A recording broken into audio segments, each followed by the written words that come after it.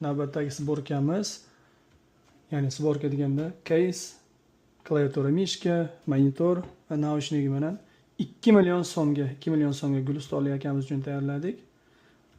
GTA 5 ta o'zingizlar obzorini ko'rib turibsizlar. Hozircha o'rtacha 110-115 fps. Natija yomon emas. Odam gavjum joyda ozroq tushishi mumkin, lekin umumiy olganda bemalol o'ynasa bo'ladigan holat. Aka mashinani bo'shatib turasiz, ozgina aylanib kelamiz.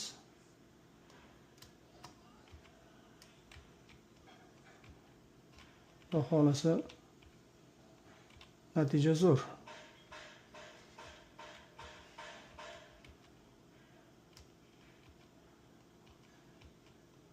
Qotib qolgani yo'q, teksturalar yaxshi ko'rinib turibdi, grafikalar zo'r. Monitorimiz 60 Hzlik, 22 dyumlik. RX 574 GB video karta qo'yganmiz. Albatta SSD disk qo'yilgan 256 GB lik, 8 GB DDR4 protsessorimiz esa E3-1220V5 protsessori. Oddiyroq solishtirishga aytadigan bo'lsak, i5 7400 bilan bir xil.